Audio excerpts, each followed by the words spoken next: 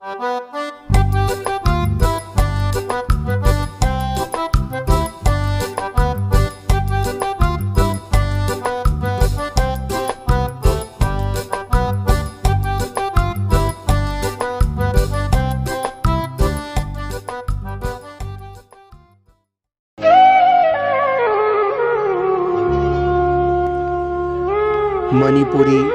वारी पांबी सेनेना ताबीरिबो पुम्नमकपु अमुक हन्ना तरामना ओक्चरी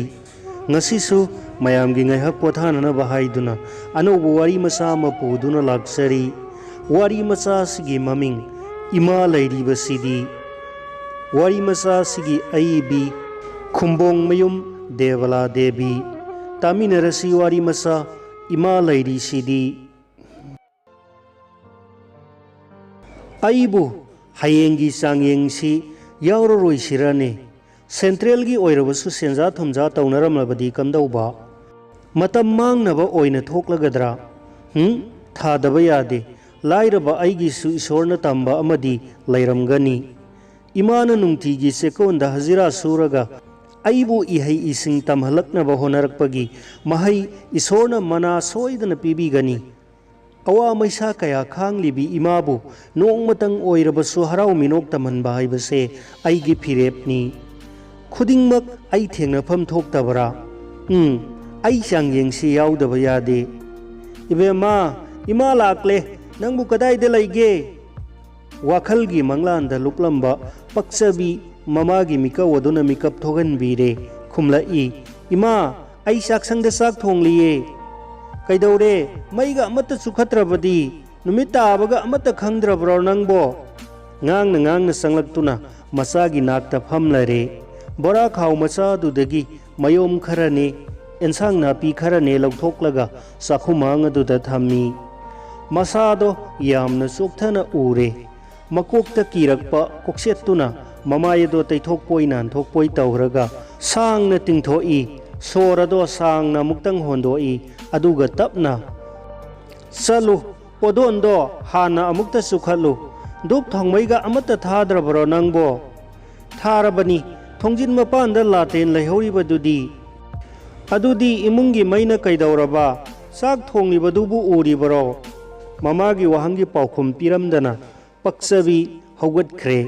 पोदोन अमा चमखलगा संगलाई ममागी नाकता थामलगा फमथदुना चाखुमगी मैयदो सेमजिल्ली इमा करिगिनो ngasi थेंगलक्लिबदे से ngari से हाना थमजिल्लु अवांगी अरांगबीदुना अमुक थेंगनखरबदी अमेटपा फावबा चाबा फंगौरोय मखा तारई हो ngasi से थबककी पैसा येनबा नुमितनी ngaihaksu ngaithok ngaisin तौरुरबा हलकपदने नने मेमचागी दुकानदसु चंगलकपा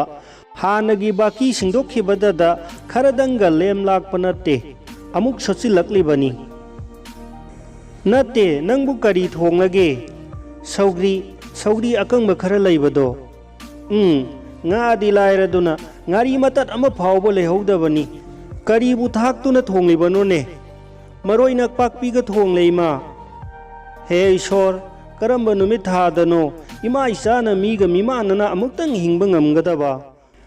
lairik laisu paduna leijagadaba isa sida pumnamak namsinbire adugasu ensanga hangluba sai aisu mamana karimata ngangdana tuminna laikhibaduda पक्सबी ममागी माइथोंग तमना येंगलाई अतोप वखल अमना ममाबु मागी मनाक्तगी पुथोकपीख्रे हाइबसे पक्सबी खंगी खोंजेलदो लुमना हंगलाई इमा करिनो खलिबदुबो पौखुम पिरक्ते ममागी मतौदा पक्सबी मपी नौरई अदुबु खोंजेल थोकना कपलोबदी नते लैता लाइरगी मैसाना नुंगपान तूना मयाइरबी ममादा अनौब सैना हापा महक पामदे मथमोइदो तपना फाथरे अदुगा ममागी मसादो खजिक्तंग नोमी इमा चंगांग खर लोला उरा नसादो यामना चोक्थना उरे कोक ngaubido अमुक हौरकनी को हाइना मखुत्तुना ममागी मरेंग जुमदा नमबोय पाइबोय तौरी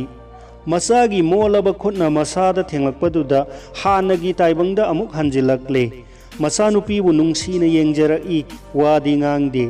मनाक्ता फमलिबी मसागी मकोक्ता नुंगसीना अमुक्तंग नालगा तपना हौगतख्रे थौरी मचा अमा तिंग्लिबदुदा यालिबा फदीगा फीगदो पूरगा मपालोमदा थोख्रे पक्चबी ममादा मखा ताना हंगलुद्रे थोंगलिबा चाक एंसांग खरदो थिदोकनबा होनरी पक्चबीगी मफमददी ममाना तौथोरकपा थबक थौओंग मियेंगना येंगना ngang wahayदगी हेना मरु ओय मपा मसक खंगहौद्रबी पक्चबीनी मबोक अमा सोलबसु सोना लैजरंबदुसु सही मरी मंगा हायरक्ले ममा मसाबु थादोक्लंबा नहा ओइना लुखरासिंगदा चलहौरबी ममाना मंगोंद करी आशा थमलिबगे हायबदो पक्चबी चपचाना खंगी ममागी निंगजबसे नोंगमदी सोयदना थुंगनबा ngamjaba हायबसे पक्चबीगी लाइनिंगनी इमुंगी थबक एंखांग तौदबा मतमदा तमलिबा लाइरिकता ममाई ओनसिली मसागी लाइरिक तंबगी असंग सेनफम मसाना पुजबा ngamnanaba लाइकाईगी आंगांगसिंगबु खोमजिनदुना लाइरिक लाइसु तंबी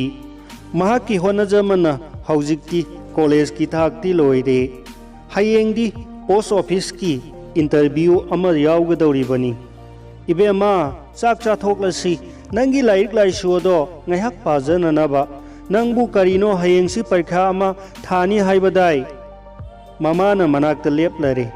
थिदोक्तुना थमलबा चाक एंसांग अदो ममा मसा सामिनरे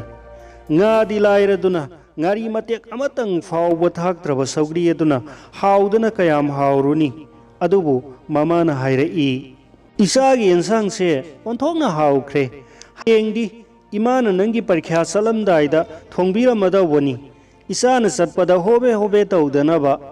सेबोटका ngaरीगा ngarin खादुम ngौथोके सिदौ थवाइनी खरसु चाथोक्सिनेको ममागी वादो पक्चबी नोंगमी नोंगमी तौई ममा मसाना सारिबा सिदी नोंगमगी सीदनबा हाइबदुनी साबा लोइरे कोली खरदो लोइसिनमिनरे पक्चबी ममाई ममित ताथोक्लुरगा थोंजिन मपानदगी लार्टेंदो पुसिलक्ले लाइरिक अमगा मचिन इसे सगाइरबा फकदुदा फंख्रे ममाना कोमक्वा अमा खाइननबा कन्न होनरिबदुदा मपुकनिंग चंगलुद्रे ngасidi पक्चबी mahusagi man manade yengbada maithongado makalami seliba mapi maroldo tanan tanali adubu masu mamen taiduna yekhotuna keba mauba haibadudi natte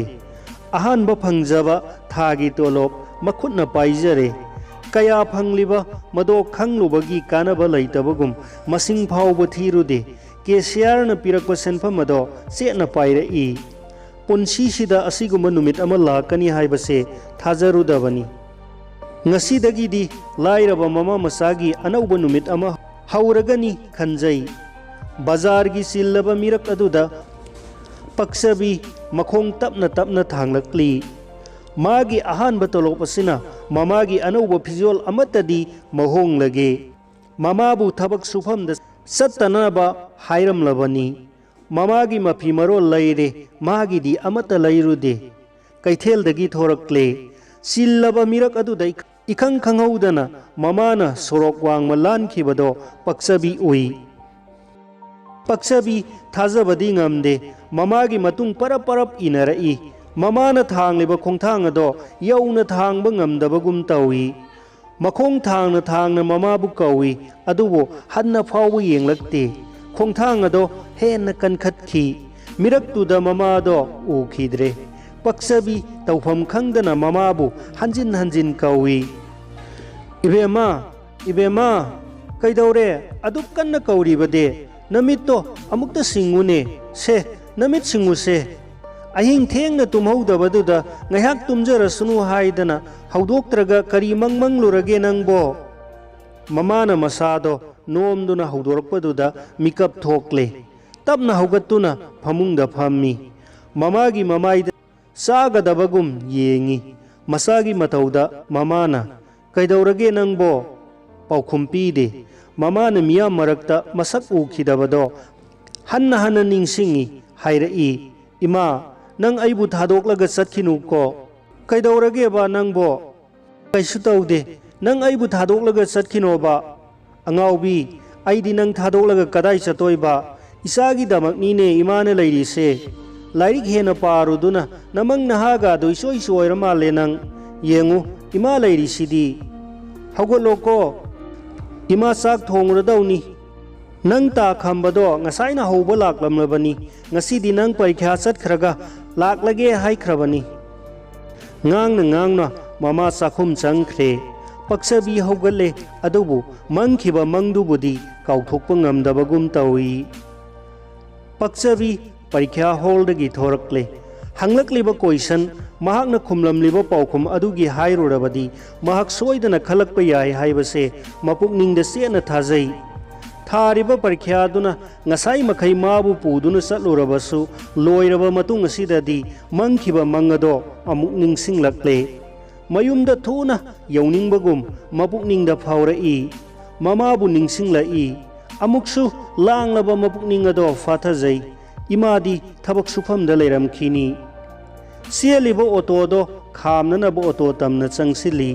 auto ꯈꯥꯝꯅꯕ ꯃꯈꯨꯠ ꯈꯖꯤꯛꯇꯪ ꯊꯥꯡꯒꯠꯄꯗ ꯃꯉꯥꯏꯔꯤ ꯃꯥꯌꯣꯛꯅꯕꯗꯒꯤ ꯂꯥꯛꯄ ꯑꯣꯇꯣ ꯑꯃꯒꯤ ꯃꯅꯨꯡꯗꯒꯤ ꯃꯥꯕꯨ ꯀꯧꯔꯛꯏ ꯑꯣꯇꯣ ꯑꯗꯣ ꯈꯖꯤꯛꯇꯪ ꯍꯦꯟꯗꯣꯛꯂꯒ ꯈꯥꯝꯈ꯭ꯔꯦ ꯈꯝꯕ ꯀꯨꯝꯊꯔꯛꯏ ꯏꯄꯤꯡ ꯐꯤꯡꯅ ꯆꯪꯁꯤꯜꯂꯛꯏ ꯂꯩꯀꯥꯏ ꯑꯃꯠꯇꯗ ꯂꯩꯃꯤꯟꯅꯕꯅꯤ ꯃꯃꯥꯒ ꯆꯦꯛꯀꯣꯟꯗ ꯊꯕꯛ ꯌꯥꯎꯃꯤꯟꯅꯕ ꯃꯇꯝ ꯆꯨꯞꯄꯗ ꯃꯃꯥ ꯃꯆꯥꯒꯤ ꯃꯇꯦꯡ ꯄꯥꯡꯕꯤꯔꯤꯕꯅꯤ ꯃꯅꯥꯛ ꯍꯦꯛ ꯌꯧꯔꯛꯄꯒ ꯄꯛꯆꯕꯤ ꯆꯠꯁꯤ ꯑꯣꯇꯣꯁꯤꯗ ꯄꯛꯆꯕꯤ ꯚꯥꯞ ꯇꯥꯗꯕꯒꯨꯝ ꯆꯉꯛꯅꯅ ꯌꯦꯡꯉꯤ ꯃꯥꯒꯤ ꯇꯥ ꯈꯝꯕꯗ ꯈꯝꯕ ꯈꯪꯉꯤ ꯌꯦꯡꯂꯕ ꯃꯤꯠꯌꯦꯡ ꯑꯗꯨꯒꯤ ꯑꯥꯔꯊ ꯈꯖꯤꯛꯇꯪ ꯇꯞꯊꯔꯒ ꯄꯛꯆꯕꯤ ꯍꯣꯁꯄꯤꯇꯥꯜꯗ ꯆꯠꯁꯤ ꯍꯥꯏꯕꯅꯤ ꯀꯔꯤꯒꯤ ꯃꯤꯠꯌꯦꯡꯇꯅ ꯍꯪꯕꯅꯤ ꯈꯝꯕ ꯇꯦꯟꯇꯛꯅ ꯍꯥꯏꯔꯛꯏ ꯏꯅꯦꯗꯣ ꯊꯕꯛ ꯁꯨꯐꯝꯗ ꯀꯣꯛ ꯉꯥꯎꯏ ꯍꯥꯏꯔꯝꯕꯗꯒꯤ ꯀꯧ ꯂꯥꯛꯄ ꯈꯨꯝꯈꯤꯗ꯭ꯔꯦ ꯊꯕꯛ ꯁꯨꯃꯤꯟꯅꯕ ꯃꯤ ꯈꯔꯅ ꯃꯍꯥꯖꯣꯟꯒꯤ ꯒꯥꯔꯤꯗ ꯍꯥꯟꯅ ꯄꯨꯈ꯭ꯔꯕꯅꯤ ꯑꯩ ꯅꯪꯕꯨ ꯂꯧꯕ ꯂꯥꯛꯄꯅꯤ ꯆꯠꯁꯤ ꯑꯣꯇꯣꯁꯤꯗ ꯀꯥꯈꯠꯂꯣ ꯈꯪꯍꯧꯗꯕ ꯑꯈꯥꯛ ꯑꯔꯥꯎ ꯑꯃ ꯅꯪꯂꯕꯒꯨꯝ ꯄꯛꯆꯕꯤ ꯃꯁꯥ ꯄꯨꯝꯕ ꯆꯦꯡꯈꯩꯕꯒꯨꯝꯅ ꯅꯦꯛꯂꯛꯏ ꯃꯃꯤꯠ ꯑꯅꯤ ꯑꯗꯣ ꯇꯔꯪꯗ ꯌꯦꯡꯉꯤ ꯃꯪꯈꯤꯕ ꯃꯪ ꯑꯗꯣ ꯃꯃꯤꯠꯇ ꯁꯪꯁꯪ ꯎꯔꯛꯏ ꯃꯔꯥ ꯌꯥꯎꯗ꯭ꯔꯕ ꯎꯄꯥꯜꯒꯨꯝ ꯃꯁꯥꯗꯣ ꯂꯩꯃꯥꯏ ꯇꯝꯅ ꯍꯥꯏꯊꯔꯒꯗꯕꯒꯨꯝ ꯇꯣꯜꯍꯥꯏꯅꯔꯛꯏ ꯃꯈꯨꯠ ꯑꯅꯤ ꯑꯗꯨꯅ ꯃꯥꯒꯤ ꯇꯥ ꯈꯝꯕꯒꯤ ꯃꯈꯨꯠꯇ ꯆꯦꯠꯅ ꯌꯥꯜꯂꯤ ꯃꯈꯣꯡ ꯑꯅꯤ ꯑꯗꯣ ꯊꯥꯡꯂꯤꯕꯔꯥ ꯊꯥꯡꯗ꯭ꯔꯕꯔꯥ ꯍꯥꯏꯕꯗꯣ ꯌꯧꯅ ꯈꯪꯗ꯭ꯔꯕꯒꯨꯝ ꯊꯥꯡꯂꯤ ꯈꯥꯝꯂꯤꯕ ꯑꯣꯇꯣꯗꯣ ꯇꯝꯅ